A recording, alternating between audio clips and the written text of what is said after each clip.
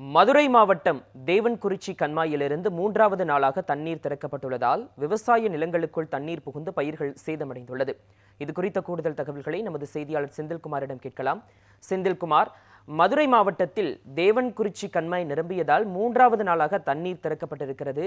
இதனால் விவசாயிகள் எந்த அளவிற்கு பாதிப்பை சந்தித்திருக்கிறார்கள்? இது தொடர்பான விவரங்களை சொல்லலாம். வணக்கம் சூர்யா. மதுரை மாவட்டம் திருமங்கலம் அடுத்த டி கள்ளப்பட்டி பகுதிக்குட்பட்ட மூன்றாவது நாளாக மீண்டும் மடை சட்டர்கள் திறப்பு. 350 ஏக்கர் பரப்பளவு கொண்ட தேவன்குறிச்சி கண்மாயானது 18 ஆண்டுகளுக்கு பிறகு நிரம்பியதால் தண்ணீர் திறப்பு. விவசாய பயிர்கள் நீரில் மூழ்கி நாசமடைந்தன. விவசாயிகள் நிவாரணம் கோரி அரசுக்கு வேண்டுகோள் விடுத்துள்ளனர். மதுரை மாவட்டம் திருமங்கலம் அடுத்த பேரையூர் தாலுகா தேவன்குறிச்சி கண்மாயில் சுமார் 18 ஆண்டுகளுக்கு பிறகு 350 ஏக்கர் பரப்பளவு கொண்ட கண்மாயில் மழைநீர் நிரம்பியதாலும் மேலும் கம்மாய்க்கு வரும் மற்ற கம்மாய்களில் இருந்து வரும் நீர்களும் நிறைந்த காரணத்தினாலும் கம்மாய் முழு கொள்ளளவை எட்டிய நிலைமையில் இன்று மூன்றாவது முறையாக சட்டர்கள் திறக்கப்பட்டு தண்ணீர் வெளியேற்றப்பட்டது.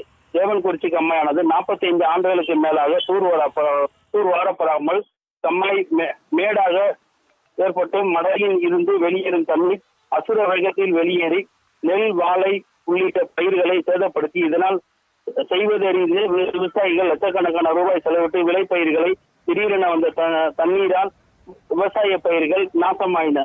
இதனால் திகைத்து போன விவசாயிகள் என்ன செய்வதென்றும் தெரியவில்லை.